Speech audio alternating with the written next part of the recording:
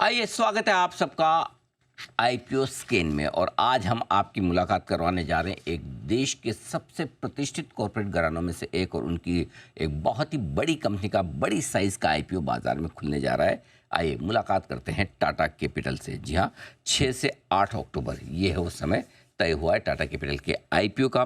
310 से 326 रुपये का प्राइस बैंड हुआ है तय। 46 शेयरों के लॉट में आप लगा सकते हैं एप्लीकेशन, और फ्रेश इशू जो है वो कंपनी का वो करीबन करीबन 6,850 करोड़ के आसपास का बनता है, और जो ऑफर फॉर सेल है वो 8,650 करोड़ के आसपास का।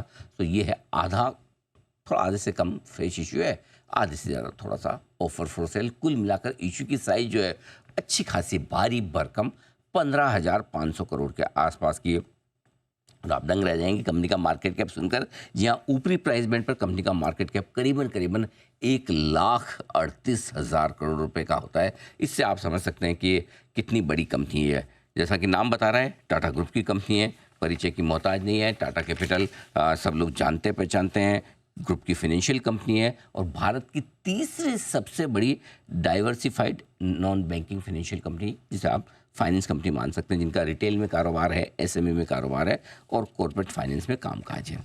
आइए मुलाकात करते हैं एक बड़ी जानी पहचानी शख्सियत से, जो कि कंपनी के साथ जुड़े हैं। कंपनी के एमडी हैं, सीईओ हैं राजीव सब्बरवाल साहब। उन्हें भी आप अच्छे से जानते पहचानते हैं। आईआईटी दिल्ली से आपने मैकेनिकल इंजीनियरिंग में बैचलर्स की डिग्री हासिल की है। आईएम लखनऊ से आपने मैनेजमेंट में पोस्ट ग्रेजुएशन डिप्लोमा किया है। ट्रू नॉर्थ मैनेजर्स एलएलपी में आप पार्टनर रहे हैं। आईसीआईसीआई होम फाइनेंस में के आप चेयरमैन रह चुके हैं। उसके अलावा आईसीआईसीआई प्रूडेंशियल लाइफ के बोर्ड पर आप काम कर चुके हैं। और सबसे बड़ी बात है, आईसीआईसीआई बैंक के बोर्ड में आपने एग्जीक्यूटिव डायरेक्टर के पद पर काफ़ी लंबा समय बिताया है। यानी कि बैंकिंग और फाइनेंशियल सर्विसेज सेक्टर का राजीव सब्बरवाल साहब को बहुत ही लंबा और गहरा अनुभव है। सब्बरवाल साहब, गुड मॉर्निंग, बहुत बहुत स्वागत है आपका सर। धन्यवाद हमें समय देने के लिए। आपकी आईपीओ की तैयारी है। सबसे पहले तो समझाएं, बताएं सर, टाटा कैपिटल नाम टाटा का है, ट्रस्ट है, पैसे की आपको कभी कोई कमी होती नहीं है। इस ग्रुप को, आपकी कंपनी को लिस्टिंग के पीछे इरादा क्या, क्यों लिस्टिंग करवा रहे हैं, ये समझना चाहते हैं। Anil ji, first of all good morning और थैंक यू अपने शो पे मुझे लेने के लिए। Thank you sir. जो हमारा पर्पस है और क्यों हम ये आईपीओ कर रहे हैं इस समय, एक आरबीआई ने हमको अपर लेयर में प्लेस किया था हमारी एनबीएफसी को, और उसके हिसाब से हमको सितंबर अक्टूबर के आसपास लिस्ट करने की ज़रूरत थी, इक्विटी लिस्टिंग करने की ज़रूरत थी। तो उसी डायरेक्शंस के अकॉर्डिंगली हम अभी लिस्टिंग कर रहे हैं टाटा कैपिटल की। बिल्कुल, मैं ये दर्शकों को बताना भी चाहता था, क्योंकि कई दर्शकों को लगता है कि जब पैसों की ज़रूरत हो प्रमोटर को तो ही लिस्टिंग कराई जाए, लेकिन कभी-कभी कुछ नियम ऐसे होते हैं जिनकी वजह से भी लिस्टिंग की ज़रूरत होती है। अब सर, 2 चीज़ें हैं, एक तो आपके आईपीओ में कुछ फ्रेश इशू भी है और कुछ ऑफर फॉर सेल भी। तो थोड़ा मैं पहले ऑफर फॉर सेल पर समझना चाहता हूँ, कौन से इन्वेस्टर्स हैं और उनके लिए बेचने के पीछे क्या इरादा है, और क्या कोई लिस्टेड कंपनियाँ टाटा ग्रुप की भी हैं जो इस ऑफर फॉर सेल में अपनी स्टेक बेच रही हैं? सबसे पहले अगर आप रेगुलेशन, जैसे कि आप जानते हैं अनिल जी, कि कोई भी कंपनी जो लिस्ट करती है with in a certain time period, जैसे कि हमारी कंपनी का market cap above 1 lakh crore होगा, तो उनको 5 साल मिलते हैं अपने 25% डाइल्यूशन करने के लिए, पब्लिक मार्केट में 25% ऑफरिंग होने के लिए।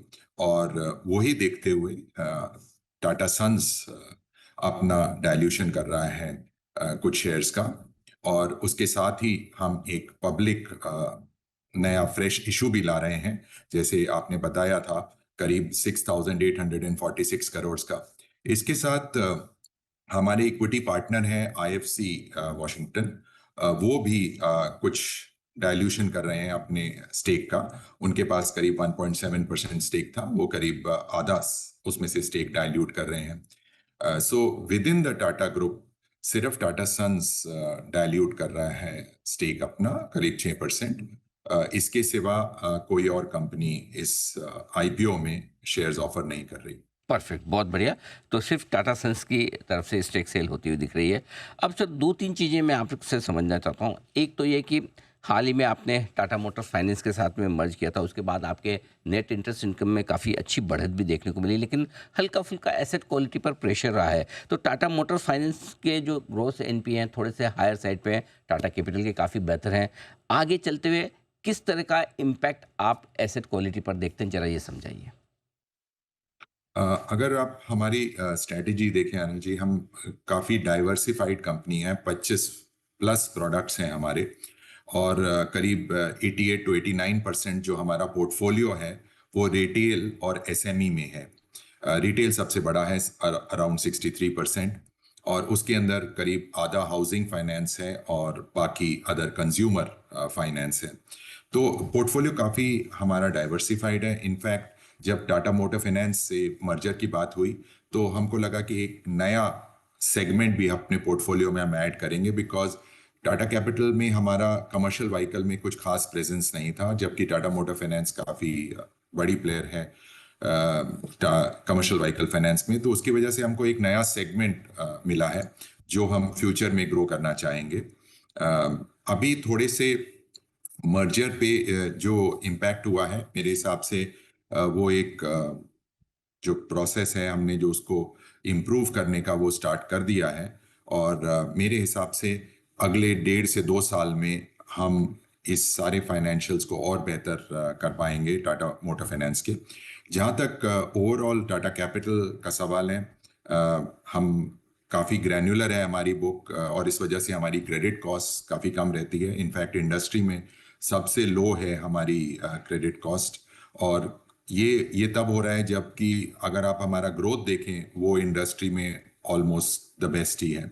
तो ये मैनेज कर पाना, ग्रोथ भी अच्छे रेट पे और क्रेडिट कॉस्ट नीचे कर पाना, इसके पीछे सबसे बड़ा हाथ जो है वो एक हमारा फिलॉसफी का है। हम बिलीव करते हैं रिस्क कम्स फर्स्ट, कि ग्रोथ से पहले रिस्क मैनेज करना आना चाहिए, और दूसरी बात पोर्टफोलियो हमारा काफ़ी डाइवर्सिफाइड है। बिल्कुल सर, आपने जो रिस्क की बात की, शायद यही वजह कि आपके यील्ड्स कंपैरेटिवली इंडस्ट्री के मुकाबले में थोड़े से कम है, लेकिन आप ज़्यादा फोकस सिक्योर्ड लोन्स पर करते हैं, राइट सर?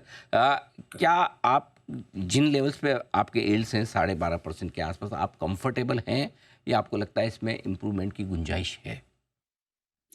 अगर हमारी स्थिति वो इसलिए है क्योंकि हमारा जो रिटेल सेक्टर पोर्शन, और वो हमने कॉन्शियसली किया कि जब मार्केट में स्ट्रेस आया था 2 साल पहले, तो हमने वो पोर्टफोलियो थोड़ा कम किया था। अभी जब हम अपनी रिस्क स्ट्रेटेजी के बेसिस पे अपना पोर्टफोलियो देखते हैं तो हमको लगता है कि जो भी हायर क्रेडिट कॉस्ट थी वो हो चुकी है, अब ओनली बेटर ही होगी। और ये देखते हुए हम थोड़ा सा सब सेगमेंट्स में ग्रो करना चाहेंगे, रिटेल अनसिक्योर्ड में भी, सिक्योर्ड में भी, हाउसिंग में भी। हाउसिंग में तो हमारा ग्रोथ 30% से ऊपर रहा है हमेशा। तो हमको लगता है ये अपॉर्चुनिटी है इस समय हर एक सेगमेंट में ग्रो करने की। हमने कुछ ऐसे प्रोडक्ट्स भी ऐड किए हैं जिसमें मार्जिन ज़्यादा होता है, जैसे अफोर्डेबल हाउसिंग। अफोर्डेबल हाउसिंग में ऑलरेडी हम कंट्री में टॉप 2 और 3 प्लेयर्स में हैं, तो वहाँ पर हम ज़्यादा ग्रो कर रहे हैं, वहाँ मार्जिन ज़्यादा होता है। अब जैसे ही अनसिक्योर्ड लोन्स भी थोड़ा ग्रो करेंगे, उनसे भी मार्जिन बढ़ता है। और सिमिलरली हमने कुछ और प्रोडक्ट्स भी लॉन्च लॉन्च किए हैं जहाँ पर हम ज़्यादा ग्रो कर रहे हैं, जैसे कि लीजिंग, जहाँ की मार्जिन ज़्यादा होता है। तो मुझे ये उम्मीद है कि फ्यूचर में मार्जिन्स के ऊपर भी पॉजिटिव इम्पैक्ट होगा। सर, 2023 में तो आपकी लोन ग्रोथ बहुत ही मजबूत थी, 34% के आसपास। अ, अभी इस वक्त 17% के आसपास है। अब जीएसटी कट वगैरह भी हुआ है। क्या उम्मीद की जाए, क्या आपको लगता है कि और बेहतर लोन ग्रोथ हो सकती है यहाँ से? जिस तरह से जीएसटी कट हुआ है, क्या उसके भी बेनिफिट मिलेंगे? तो अगर हमारी ग्रोथ नहीं, इस साल की भी और क्वार्टर की भी, उसको जो पहले था और जो से हमको इसका मुझे हमको अप्रूवल मिला है मई ऑफ दिस ईयर में, मई ऑफ 2025 में। तो इस समय हमने फोकस उस बुक को ग्रो करने में नहीं, इंटीग्रेशन अच्छा करने में हम लगा रहे थे। तो इसलिए हमने वो बुक इतनी ग्रो नहीं की है, बट अगर आप उस बुक को हटा दें और सिर्फ टाटा कैपिटल की बुक देखें तो हमारा ग्रोथ क्वार्टर 1 में भी 23% रहा है। सो वो काफी अच्छा ग्रोथ रहा है। जहां तक आपने ये बात की है जीएसटी कट की, मेरे हिसाब से ये बहुत ही अच्छा, बोल्ड और पॉजिटिव स्टेप है। इस स्टेप की वजह से मार्केट में जैसे कि आपने देखा है कि व्हीकल सेल्स में तो इमीडिएटली रुझान आया है, ग्रोथ आई है। हमको क्या लगता है कुछ प्रोडक्ट्स हैं जहां पर इमीडिएट ग्रोथ दिख रही है, जैसे थोड़े कंज्यूमर प्रोडक्ट्स में या व्हीकल्स में, टू व्हीलर, ट्रैक्टर्स में, और कुछ और प्रोडक्ट में जहाँ की रॉ मटेरियल सस्ता हुआ है, उनमें थोड़ा सा ग्रोथ का पॉजिटिव हमको दिखेगा अगले 3-4 महीने में। सो जैसे कि आरबीआई ने भी इस बार अपनी पॉलिसी में बोला है कि इस साल उनका ग्रोथ एक्सपेक्टेशन अब बढ़ गया है, और मुझे भी यही लगता है कि Q3 जहाँ फेस्टिव सीजन भी है और जीएसटी कट भी है, बहुत ही अच्छा क्वार्टर होगा, और Q4 जनरली ही अच्छा होता है। तो Q3 और Q4 अच्छा होने के मैं तो बहुत पॉजिटिव हूँ उसके बारे में। ये अच्छी खबर आपने बताई कि न सिर्फ अपनी कंपनी के लिए बल्कि शायद पूरे एनबीएफसी सेक्टर और इकोनॉमी के लिए भी अच्छी होगी। राजेश सर, एक और चीज़ पूछना चाहता हूँ। वैसे आपकी जो आईपीओ की प्राइसिंग की है अट्रैक्टिव है, 326 रुपये की ऊपरी बैंड है। नेचुरली प्रमोटर इसी प्राइस पर भी बेच रहे हैं, इसी प्राइस पर नए इन्वेस्टर्स भी आ रहे हैं। लेकिन जैसा आपको भी पता है, और कुछ कुछ ही ऐसी कंपनियां हैं जो आईपीओ आने के पहले में बड़ी लाइमलाइट में रहती हैं, क्योंकि लोगों का उन पर बड़ा भरोसा होता है। जैसे कभी एनएसयू हुआ, पहले वारी एनर्जी, और टाटा कैपिटल भी बहुत ट्रेड हुआ है, वाइडली हेल्ड है काफ़ी इन्वेस्टर्स के बीच में। लेकिन जो प्राइसेस रही हैं उस समय प्री आईपीओ के पहले के, उसके मुकाबले में काफ़ी कम प्राइस पर आईपीओ ला रहे हैं। तो थोड़े से पुराने इन्वेस्टर निराश है, अरे हमें लगा बड़ा ऊंची प्राइस पर आईपीओ आएगा, लेकिन आप थोड़ा नीचे प्राइसिंग करके ला रहे हैं। इस प्राइसिंग के पीछे क्या थॉट प्रोसेस ज़रा समझाएं सर, क्योंकि थोड़े पुराने इन्वेस्टर्स निराश हो रहे हैं। अरे हमारे प्राइसेस अब कब आएंगी, वो भाव तो हमने तो ये सोचा था। वहीं जिनको पैसा लगाना है वो तो प्रसन्न है कि चलो अच्छी प्राइस पे आ रहा है।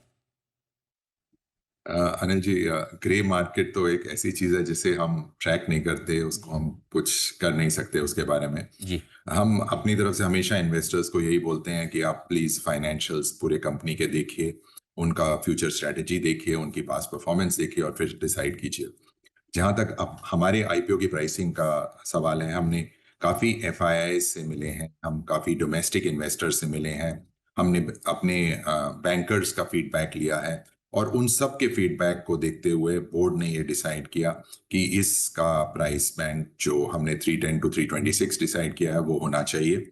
इनफैक्ट ये जो प्राइस बैंड है वो हमारे पिछले राइट्स प्राइस बैंड से भी अपर बैंड जो है वो 5% लोअर है, क्योंकि बोर्ड ने ये फील किया कि आईपीओ ही ये ऐसा टाइम है जहां मैक्सिमम रिटेल इन्वेस्टर्स कंपनी के साथ जुड़ सकते हैं, और जैसे टाटा ग्रुप की फिलॉसफी रही है कि इन्वेस्टर फ्रेंडली रहे हैं, हमारी तरफ से बोर्ड ने भी यही डिसाइड किया कि 5% पिछले राइट्स प्राइस से भी लोअर प्राइस पे ये पब्लिक ऑफरिंग आना चाहिए, अपर बैंड जो है।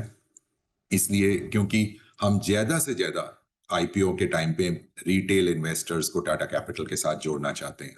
एब्सोल्युटली। और सर आखिरी सवाल, जैसे वो सर बॉलीवुड में होता है ना कि दो बड़े बड़े स्टार्स की फिल्म एक साथ आए और दोनों को लगता है कि किसकी ज़्यादा हिट होगी, या दोनों में से लोग ज़्यादा क्या देखना पसंद करेंगे। यहाँ एक बॉलीवुड स्टार, एक हॉलीवुड स्टार है। बॉलीवुड स्टार आपकी कंपनी है एलजी, एक और आईपीओ बड़ा, वो भी इतनी मेगा साइज़ का है। दोनों एक साथ आप खुल रहे हैं, आप कॉन्फिडेंट है कि रिटेल हो चाहे इंस्टीट्यूशन, बड़ा रिस्पॉन्स आएगा टाटा कैपिटल को बड़े आईपीओ होने के बावजूद? हमारे सबसे की तरफ से कोशिश की कंपनी अच्छा करे, और हम जो भी इन्वेस्टर्स हमारे साथ जुड़े हैं उनको हम अच्छा रिटर्न दे पाए अच्छी परफॉर्मेंस की वजह से। मार्केट प्राइस जो होता है वो कंट्रोल करना हमारे हाथ में नहीं है, बट परफॉर्मेंस अच्छी रखना हमारे हाथ में है, और वो ही हम कोशिश करेंगे। जहां तक किसी और का सवाल है इशू आने का, हम तो हमेशा उनको अपनी बेस्ट विशेस ही देंगे कि सबका आईपीओ अच्छा जाए, और सबसे ज्यादा इंपॉर्टेंट कि जो भी इन्वेस्टर्स मार्केट में आते हैं वो खुश रहें। बिल्कुल ठीक बात है, और आई एम श्योर कि जैसा कि ग्रुप का नाम है और ग्रुप का काम है, उसी तरह से ये कंपनी भी निवेशकों को प्रसन्न करेगी, खुश करेगी और अच्छी वेल्थ बना कर देगी। बहुत बहुत धन्यवाद राजेश अग्रवाल साहब, आपका हमें समय देने के लिए, और आपके इस आईपीओ के लिए बहुत सारी शुभकामनाएं। हम चाहते हैं कि हिंदुस्तान की इतनी बड़ी कॉर्पोरेट ग्रुप की इतनी बड़ी कंपनी इतना बड़ा आईपीओ जब लेकर आए तो बढ़िया सक्सेसफुल साबित हो और निवेशकों के लिए बड़ी वेल्थ बनाने का काम भी करे। Thank you so much sir, बहुत बहुत शुक्रिया। Thank you Anil ji, thank you so much.